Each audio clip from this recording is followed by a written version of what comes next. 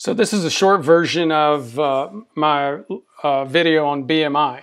BMI should be replaced by a new equation called RFM, relative fat mass. We've all known that there are problems with BMI. This image shows an example. Huge variation in body fat, and it's body fat that has a big impact on health. It creates cardiovascular inflammation with hormonal impacts, with hormones such as leptin and other things. Arnold, during the peak of his career, Arnold Schwarzenegger, had a BMI showing he was obese. His body fat percentage was less than 5%. So again, just a good example of what that error is that we have suffered with the BMI. Now, what's the study? How did relative fat mass get developed? Who did it? How good is it? We'll talk about that in just a minute. Again, this is a brief version of the longer video, and it gets straight to the details. A quick introduction. Ford Brewer. I'm a physician.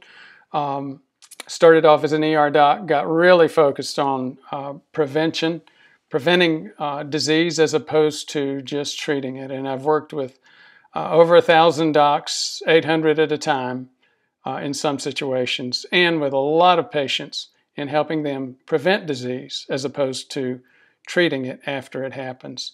This is your typical body mass index profiles, and again, you see this is what body mass index is assuming you are if you have a BMI of 30.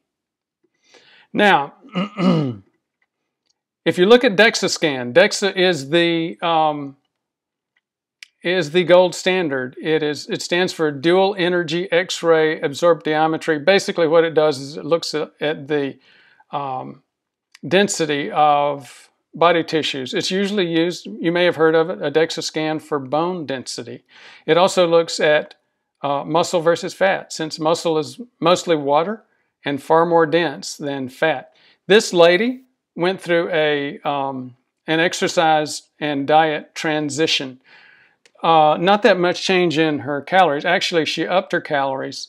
Her body weight stayed essentially the same. She actually gained a couple of pounds. As you see, though, from this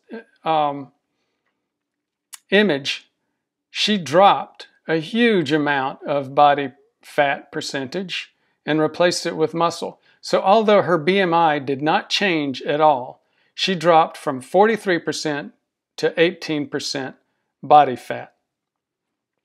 Another good example, again, it describes what the Dexa is, shows the Dexa image, and gives you again, an understanding of the problem with relying on BMI alone. Now, we can't do Dexa on everybody, so relative fat mass was developed by a couple of guys at Cedars-Sinai, Wolcott and Bergman. They went through over 350 different anthropomorphic ratios. For example, the CDC on one of their sites mentions the waist to hip ratio. They measured that. They measured, again, 360-something other ones. The one that was best is this one. It's the RFM, relative fat mass. It's 60. Here's the equation. 64 minus 20 times height over weight, waist circumference, plus an adjustment for gender, 12 times sex or gender. Sex is 1, given a value of 1 if you're a female, and 0 if you're a male. They did these studies. They compared it to over 15,000 to develop it, and then another 3,000 in Haynes, the ultimate census of health and body mass in America. Found really good results, and here's one of the images out of that study. This is BMI, and on the bottom is RFM.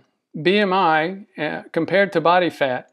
BMI, this is males, the pink is females, and as you can see, the females are routinely underestimated for body fat by BMI.